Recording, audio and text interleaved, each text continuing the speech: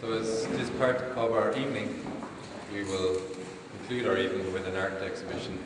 We'll have Mr. Dony Mac Manus to lead us through this, to basically explain some of the works of art that he's been involved in producing. So without further ado, Dony, if you can take the helm.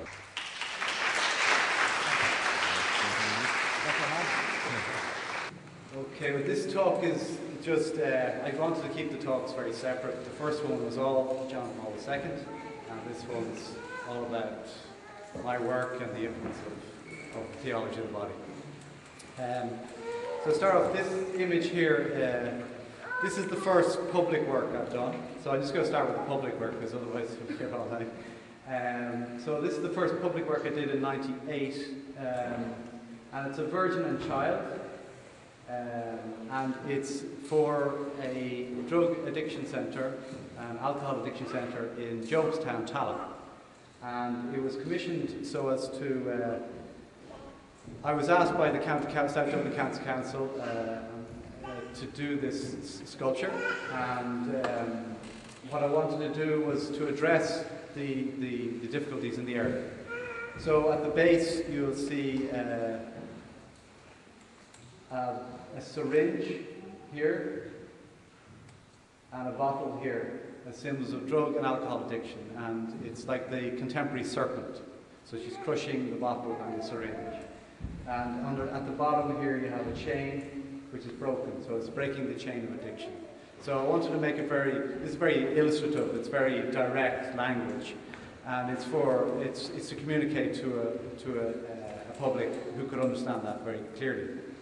So, and this was an article in the Irish Times, so it got a lot of publicity, and this is what launched my career. Because at this stage I was teaching in a high school, secondary school, Christian Brothers School, St. David's, Artane, and I was teaching some real head cases there, and they were.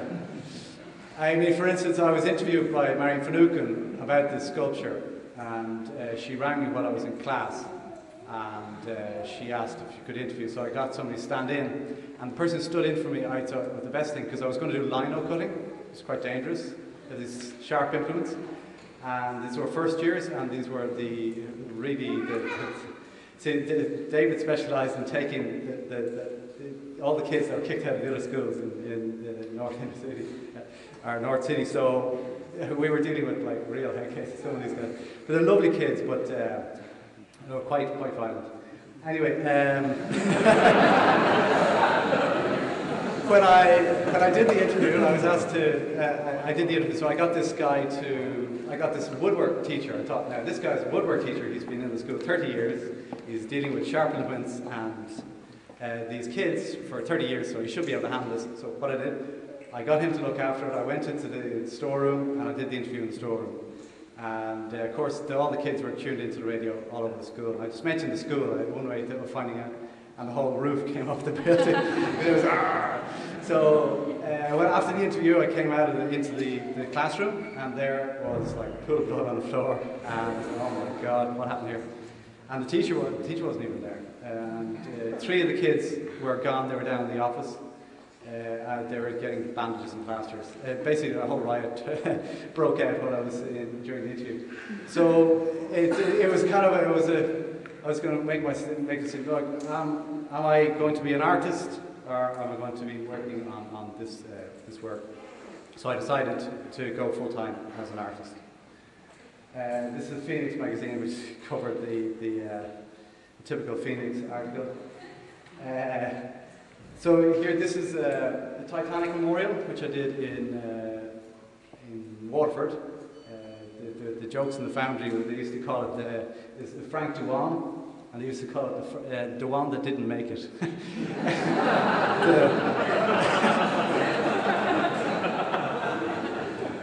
There's Mum and Dad, you might recognise them in the audience. I want to thank Dad for the suit and the tie. I don't normally wear one, so they looked after me. This is just a sketch which I did. This is what you do. You do a quick sketch as a proposal, and then so this was a piece that's in city centre of Dublin.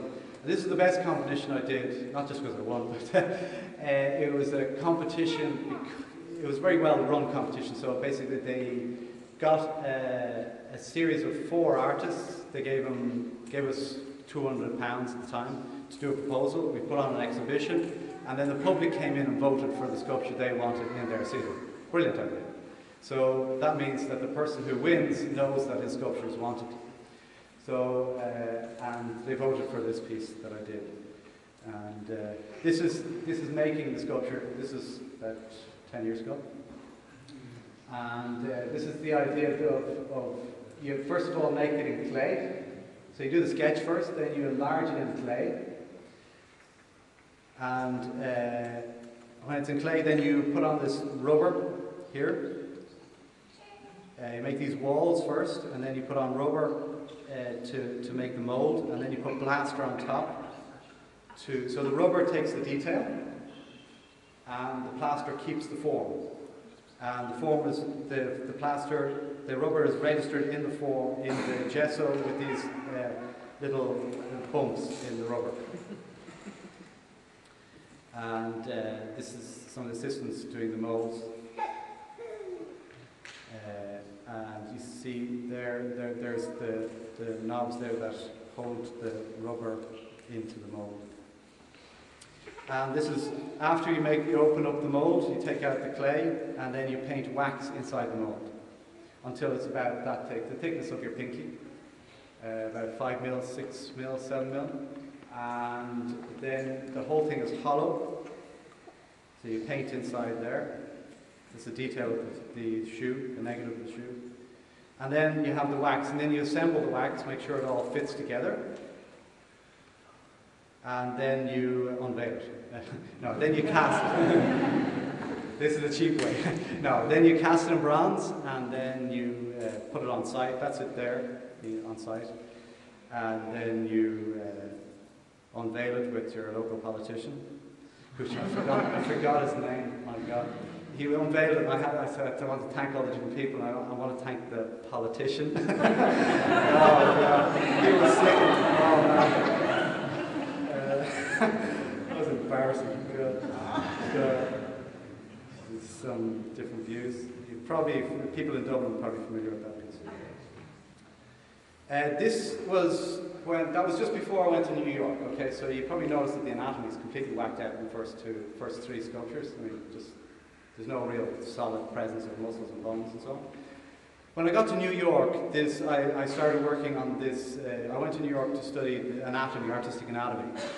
And there I decided to marry my faith with my work. So as I was talking about earlier on, art is a language informed by thought, informed by philosophy and theology and whatever thought you're dealing with.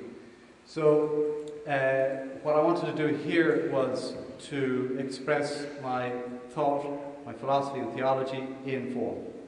And the most important figure in art, in life, is Christ. Now, when you read other works of John Paul II, you see some very, very clear ideas. One of the ideas John Paul II talked about was Christ reveals man to man. What a fantastic phrase. And that made me think, well, what is the job of an artist? The job of an artist is to reveal man to man. Essentially, that is the job of an artist. And then it clicks. That's why Christ is the central figure in the history of art. Christ and his mother. So these are things. So what I was doing in this piece is I was contemplating the body of Christ, Corpus Christi, in form. And I decided to do it without skin, so as to contemplate the bone structure first and then the muscle structure. So it was a very, very in-depth study. And also there were design principles. I was studying Michelangelo's drawings and his design theories, which is he uses the pyramid and a spiral within the pyramid. That the pyramid is a solid form, and the spiral gives the movement. And that's directly linked with the body. You got the bones and the muscles spiral around the bones. Okay? And the definition of beauty is